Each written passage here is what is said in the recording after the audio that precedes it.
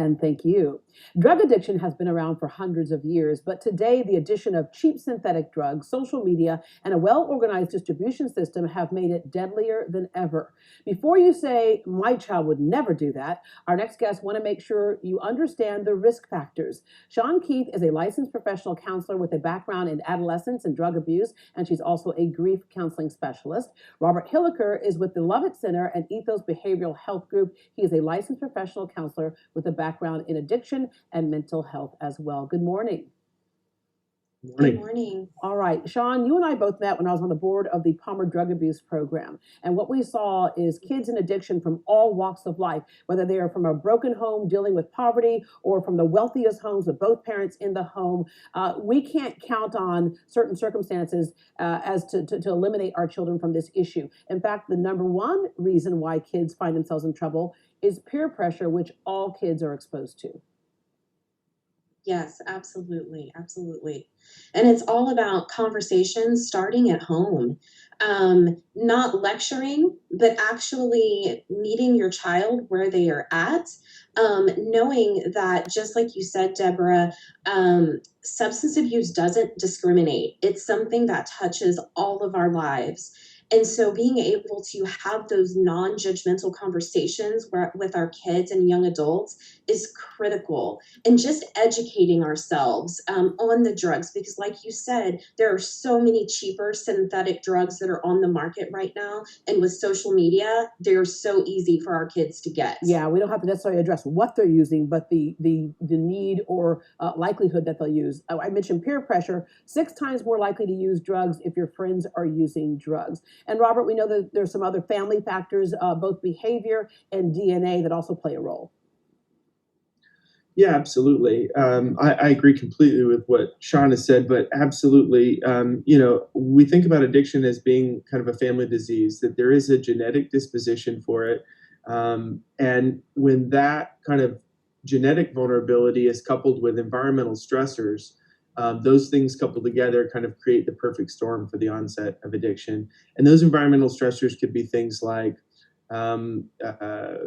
divorce or abuse or neglect, but they may also be things like bullying and other stuff that are really common in that kind of adolescent period of development. Yeah, and also if you see addiction in your own family, right, Sean? Yes, absolutely. It drastically increases your chance of becoming addicted if there's addiction in your family. Yeah. The other issue we talk about, just what drugs are today. You talk about having that conversation, but how do you address this one? Because I know for years people talked about this. You sit down with your kids to talk to them about not drinking or not doing drugs, and what's one of the first things that comes out of that child's mouth? Did you ever do drugs? Did you ever drink? You got to answer that honestly. I say be transparent. You can let them know. You don't have to necessarily go into every single detail, because I think there are appropriate boundaries with our kids. But there's honest conversation where you actually let them know maybe you didn't, as a parent, suffer a deadly consequence, something that ended with you receiving treatment yourself. But the fact is that it could have. The fact is, right now, our kids are trying to get drugs, and then when they get them, they're laced with things like fentanyl.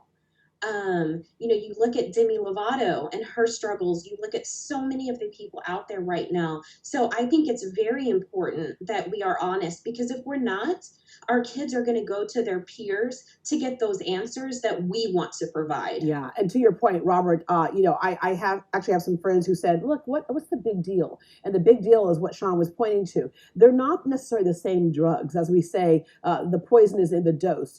Edibles is different today than what we may have had years ago. I know a teenager who tried pot with his friends. They ran out, they went to get some more, and the dealer said to them, "I don't have any more of that, but try this." They never thought to question it, right? And so it had oxy in it. And that teenager said, before he exhaled, he knew he was going to do this for the rest of his life. So when parents are talking to their kids, be careful that you're not condoning something simply because you thought it was kind of cool when you were a kid. Right, absolutely. I mean, one of the things that's really interesting is and there's tons and tons of research on this now, but the potency of marijuana these days. This is not the marijuana that parents smoked, that their kids are now smoking. This is highly potent, highly concentrated marijuana.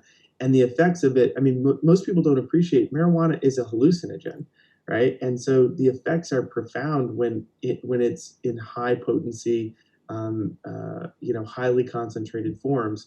Not to mention also what Sean was really referencing, the idea that people are now, in order to get kind of a branded high, people are lacing synthetic cannabinoids into marijuana, and that's true of large amounts of marijuana that's out there that you find. People are lacing it with synthetic cannabinoids, or lacing it with other drugs in order to create more kind of branded highs to differentiate themselves and get market share, which is sounds kind of wild, but that's what's happening Oh, out well, there. even the marketing itself. I mean, when you look at something that looks like a gummy bear, I mean, kids grew up eating little gummy bears and stuff, and you look at a lot of the cannabis products, they look like other candies that we're used to, and that packaging is done by design. All right, what are some signs, Sean, that your child may be using, and by the time that you recognize some signs, they're probably deep off into it. Right.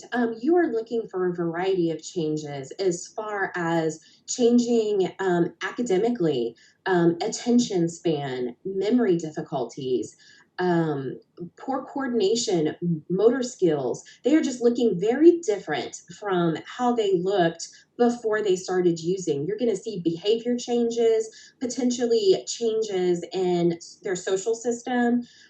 You're going to see a lack of motivation sometimes. They're going to lose interest in some of those activities that they used to absolutely love. Yeah, and then You spending may time at notice home and locking themselves behind doors as well. All right, Robert, we've seen a lot of yes. reality shows and stuff based on interventions, but at some point there needs to be an intervention. So tell us what intervention could look like, and of course, rehab. You know, I have a friend right now, the issue for them is their child is an adult, and so rehab has to be their choice, right?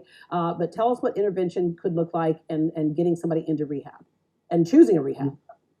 Yeah, well, that obviously that's a really tricky process, and unfortunately, it's become increasingly difficult because a lot of major private equity groups and other folks have moved into the healthcare industry, and they do a lot in the way of marketing. And so, finding what is the best thing for my child is really important. First of all, and I want to back up just for a moment to say one other thing that, as Sean was talking. The other thing I always look for is changes in discretionary spending. Parents have a lot of control over discretionary spending for adolescents. And when you're seeing things like really irregular or frequent uses of Venmo and Cash App and some of these other things, And things around where the house disappearing. yeah, there's a lot of things like that to also pay attention to. But in terms of selecting a program, I think it's really important that parents understand that they need to be involved in that process, that it's not a drop your kid off and fix my kid thing, that it's actually a process whereby the success of the child in that program is going to depend largely on family involvement. So look for a program that involves family as part of the treatment program. Look for a program that has multiple approaches to treatment. It's not a one size fits all.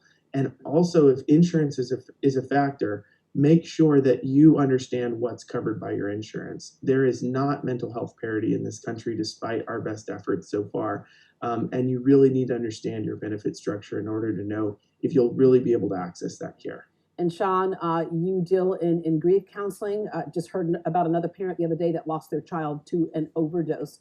And it is so important for parents that they can get into counseling when something like this happens, because of course they are blaming themselves. And you know, ultimately the addict has to make up their mind that they're the ones who are going to stop. You know, you can give them all the help possible. Dr. Laura Berman, we know, made national news when she found her son in his bedroom, and they thought they had done everything to protect him. This is such a hard struggle that after that child passes, the whole family is destroyed. So your suggestion on grief counseling to kind of keep that family together.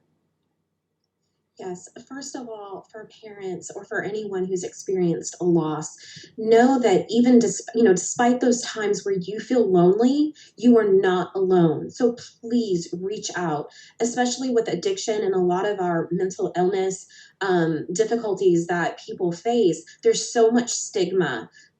Please don't let that stigma from stopping you.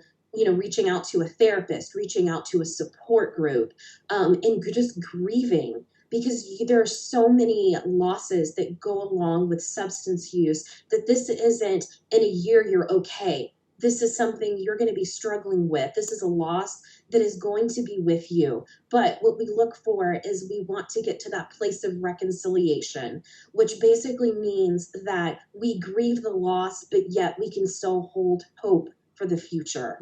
And that is a very difficult journey. You too. Thank you very much. Obviously, in 2019, with 70,000 overdoses, this is a conversation we need to continue to have. But thank you. Thank you. Thank you. All right. For more information on Robert Hilliker, the Lovett Center, and Ethos Behavioral Health Group, and Sean Keith Counseling, visit greatdayhouston.com. Coming up, the dental office with a fun, stress-free experience for all.